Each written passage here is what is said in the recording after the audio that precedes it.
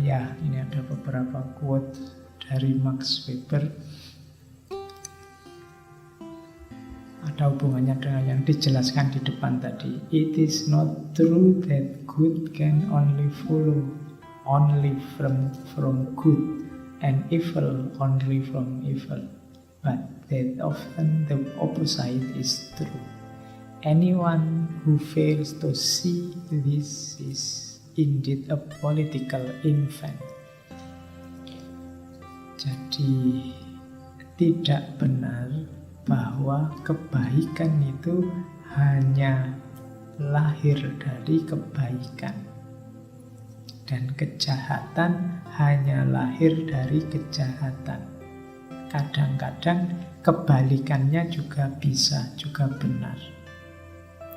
Orang yang tidak bisa memahami ini, ya pastinya dia hanya political infant. Politikus yang masih balita. Dia belum paham hukum alam. Jadi tidak selalu kok yang jelek-jelek itu munculnya dari yang jelek juga. Kadang-kadang perbuatan kita baik, lahirnya jelek. Atau sebaliknya, kita melakukan yang jelek, lahirnya bagus. Virus corona itu jelek, kan kamu tidak suka.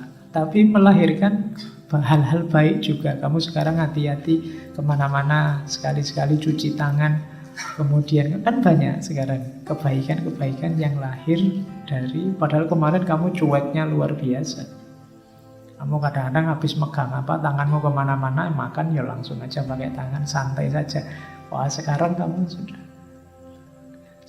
sudah karena ngerti pentingnya bau mulut, pentingnya nyemprot orang lain, terus kamu beli masker. Itu kan kebaikan yang lahir dari hal yang menurutmu jelek, virus corona. Hikmahnya selalu pasti ada, kalimat itu kan begitu. Tapi sering juga hal-hal sebaliknya, hal baik yang dilakukan tapi hasilnya jelek. Kadang-kadang kamu ingin menasehati temanmu. Menasehati itu kan bagus, tapi hasilnya malah putus persaudaraan, gegeran tidak habis-habis sampai akhir zaman. Kan bisa begitu. Nah itu berarti apa? Hal jelek yang muncul dari hal baik.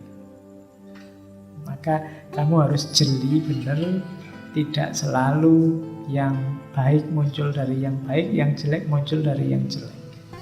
Ada sisi-sisi baik yang lahir dari kejelekan, dan biasanya ada sudut-sudut yang tidak terlalu bagus dari aktivitas-aktivitas yang bagus. Nah, itu perhatikan saja. Oke, ya, macam-macam. Tapi kan kalau misalnya belajar ini Pak, jeleknya apa? Ya banyak. Belajar kan pasti baik, iya, tapi hasilnya tidak pasti baik. Ilmu kan Pak, hasilnya ya enggak juga. Ada orang tambah pinter, tambah sombong. Rajin ngaji itu bagus, tapi kok terus merasa pinter daripada yang tidak ngaji, itu blunder. Kejelekan. Kemarin kamu tidak sombong karena nggak pernah ngaji. Sekarang ikut ngaji plus sombong. Kan beda. Jadi perhatikan efek itu tidak selalu linier dengan sebabnya.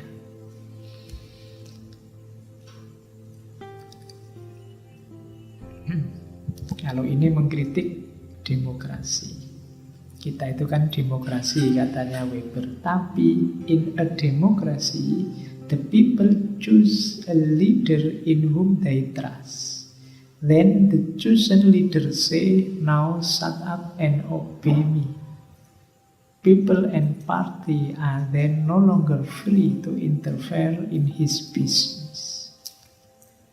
Jadi di satu negara demokrasi itu biasanya rakyat memilih pemimpin yang dipercaya. Kalau sudah dipilih lalu pemimpinnya berkata, sekarang diam saja dan patuhlah padaku. People and party, rakyat dan partai terus tidak lagi bebas untuk mengintervensi urusannya pemimpin. Nah, ini paradoknya demokrasi. Jadi demokrasi itu kan kita yang milih pemimpin. Tapi begitu pemimpinnya dipilih, selanjutnya dia nyuruh kita, pokoknya jangan cerewet, patuh saja padaku. Berarti apa? Mengambil kebebasan kita. Jadi kita bebas milih untuk diambil kebebasan kita. Ini sebenarnya kalimat kritik dari Weber pada demokrasi. Banyak sebenarnya kelemahan-kelemahan. Setiap sistem politik ada kelemahan-kelemahannya, termasuk demokrasi. The fate of our time is characterized by rationalization and intellectualization, and above all by the disenchantment of the world. Jadi orang modern itu cirinya rasionalisasi, intelektualisasi, dan pada puncaknya kehilangan sakralitas dunia. Dunia jadi tidak sakral lagi. Kadang-kadang rasionalisasi, intelektualisasi itu bagus, penting. Tapi seringkali ketika dibaca secara rasional intelektual saja, keindahannya hilang. Jadi tidak sakral lagi. Kamu misalnya apa ya? Yang kehilangan rasa itu. Ngaji. Dulu zaman saya kecil itu ngaji, itu untuk bisa ngaji bisa tahunan. Dimulai dari A, I, U, Ba, Bi, Bu, An, In, Un, Ban, Bin, Bun. Itu lama, tapi ada indahnya. Kita bisa meresapi nuansa Al-Quran itu sejak dari huruf ke huruf, sampai bisa kata per kata, sampai kalimat per kalimat. Sekarang banyak sistem macam-macam yang bisa 1 jam lancar ngaji, 3 jam lancar ngaji, macam-macam gitu. Ada sisi keindahannya yang hilang. Dulu anak-anak kecil di masjid bareng-bareng ngaji. Sekarang ngajinya tidak di masjid lagi, kurang efektif, online saja sudah. Ada keindahan yang hilang, itulah. Ada keintiman, keakraban yang hilang. Sekarang kamu rapat nggak usah repot-repot, rapat online juga bisa. Ada keakrabannya, rasional, efisien, tapi ada disenchantment. Indahnya dunia perlahan-lahan hilang. Oke. Dulu sekeluarga bareng-bareng nonton TV itu masih indah. Sebelumnya lebih indah lagi karena sak kampung bareng-bareng karena TV-nya cuma satu. Tapi sekarang bahkan TV pun tidak disentuh, semuanya di kamarnya sendiri-sendiri pegang HP-nya. Ada keindahan yang rasional, efektif, tapi kita kehilangan banyak juga. Itu cirinya orang modern hari ini. Oke. It is the intellectual who transform the concept of the word into the problem of meaning. Orang-orang pinterlah yang mengubah konsep tentang dunia menjadi masalah makna.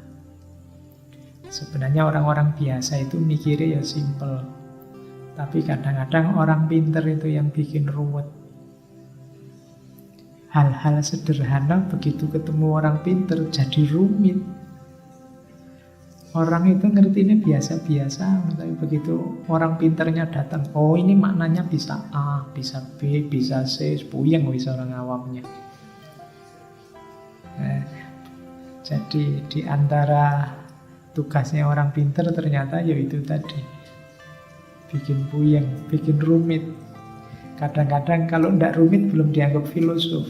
Filosof itu bulet mikirnya. Nah, itu dosanya para intelektual ini. Wis pinter tapi ya akhirnya malah masuknya ke problem of meaning. Problem of meaning itu problem makna. Yang itu terus bisa macam-macam. Misalnya kayak tadi loh ketika saya ngomong tergantung. Ini kira-kira teh ini kalau sudah dingin masih enak enggak ya? Sebenarnya kan jawabannya masih enak Pak, atau sudah tidak enak Pak, kan selesai. Tapi begitu intelektual datang, oh lihat dulu Pak perspektifnya.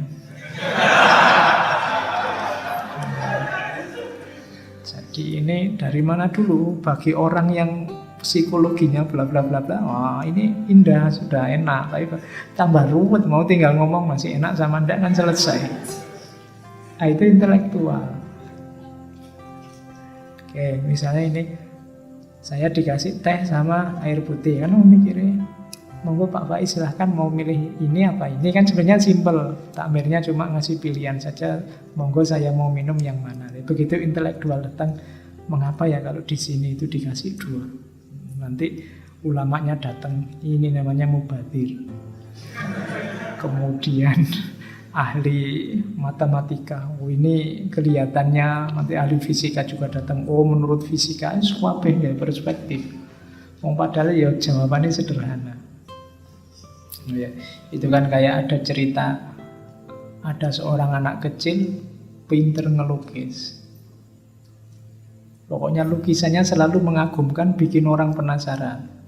Cirinya satu, kalau dia ngelukis itu selalu cuma setengah kanvas.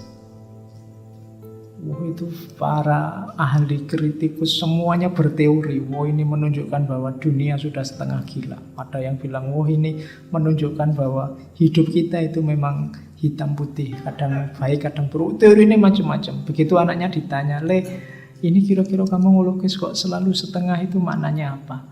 Enggak, karena kanvasnya besar, saya kan masih kecil, jadi enggak nyampe atasnya. Jadi gambarnya cuma setengah terus akhirnya.